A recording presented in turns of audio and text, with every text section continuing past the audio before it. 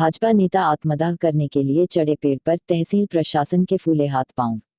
रुड़की तहसील में फैले भ्रष्टाचार के खिलाफ भाजपा नेता जगजीवन राम सुबह सवेरे तहसील स्थित पेड़ पर चढ़ गए। भाजपा नेता अपने साथ ज्वलनशील तेल सहित एक बैग अपने हाथों में लेकर पेड़ पर पिछले कई घंटों से बैठे रहे। भाजपा नेता का आरोप है कि चकबंदी अधिकारियों के खिलाफ भ्रष्टाचार को लेकर यह कदम उठाया गया है। जैसे ही यह सूचना तहसील प्रशासन को मिली तो पूरा प्रशासन अमला हिल गया। आनन फानन में जॉइंट मजिस्ट्रेट रुड़की अंशुल सिंह सहित भारी पुलिस बल मौके पर पहुंच गया और भाजपा नेता को पेड़ से नीचे उतारने की अपील लगातार की गई। इसी दौरान तहसील प्रशासन के द्वारा कुछ कवरेज कर रहे मीडिया कर्मियों को कवरेज करने से मना भी किया गया। वहीं लगभग 2 घंटे की उठापटक के बाद अधिकारियों के आश्वासन के बाद जगजीवन राम खुद ही पेड़ से उतर गए, जिसके बाद उन्हें भारी पुलिस बल के कस्टडी में अस्पताल भेजा गया।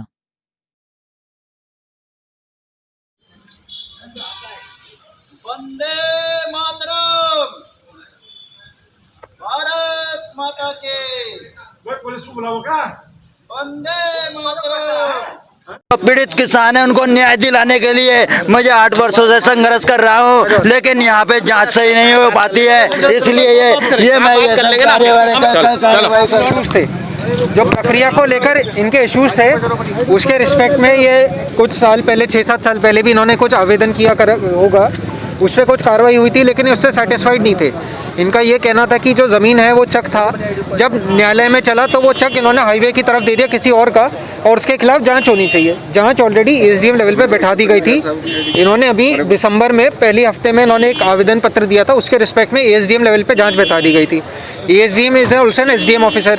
साथ में हमने उसमें और भी हमारे अधिकारियों को इन्वॉल्व करा था। जाँच अभी गतिमान थी।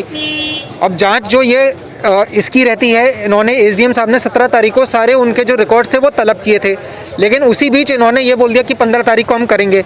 उसके रिस्पेक्ट में एसडीएम साहब ने इनसे 2-3 बार बात भी करी थी, तो ये सेटिस्फाइड फील कर रहे थे। लेकिन फिर भी क्योंकि समय ज़्यादा हो चुका है और यदि इनको लग रहा है न्याय नहीं मिलेगा, तो उसकी वजह से फ्रस्ट्रेट हो गए थोड़ा। सर कहीं ना कहीं 15 बीघे ज़मीन की 32 बीघे ज़मीन बना दी गई है, तो एक बड़ा घोटाला है। देखिए, वो तो अगर 15 की 32 है तो घोटाला ही है, लेकिन पहले देखना पड़ेगा 15 की 32 हुई है कि नहीं हुई है। और दूसरा, ये चकबंदी में अभी चल रहा है, चकबंदी प्रक्रिया में चल रहा है अभी। जो चकबंदी देखिए, उस पर वो बात आपकी सही है, लेकिन उस पर भी कोई कमेंट नहीं कर सकते। एक आदमी को पहले तो जान बचाना इंपॉर्टेंट था, उसमें हमने सारी बात सुनी।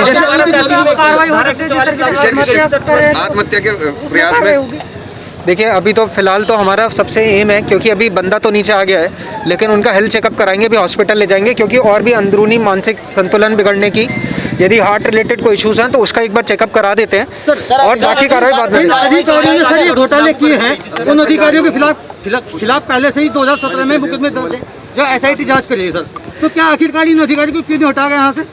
देखिए, जो चकबंदी का रहता है, चकबंदी जो न्यायालय चल रहे होते हैं वो हमारे कुछ विलेजेस रहते हैं, उन्हीं में चल रहे होते हैं। ऐसा नहीं हर जगह चल रहे होते हैं। चकबंदी का एक डेजिग्नेटेड स्टाफ होता है। कंसोलिडेशन एक्ट के तहत वो न्याय सुनते हैं, न्याय को उसको लाते हैं, अमल में लाते हैं। यदि किसी का उसमें कुछ ज़मीन 25% का शायद वेरिएशन अलाउड रहता है, ऊपर नीचे 25% कम, 25% ज़्यादा हो सकता है। ऑब्वियस सी बात है, अगर 15 को 32 करा गया है तो वो गलत है। और उसमें जांच बैठ के इनको पास अपील का भी ऑप्शन रहता है, जिसमें आपका एसओसी के बाद डीओसी के पास जाता है और भी और लेवल्स पे जाता है। एक सेकंड। और एसआईटी की अगर जाँच चल रही होगी, क्योंकि अगर 2017 में चली थी तो आपको पता होना चाहिए उसका फिर फाइंडिंग क्या आई। फाइंडिंग आपने देखी एक बार, आप एक बार उसकी फाइंडिंग जरूर देख लीजिएगा।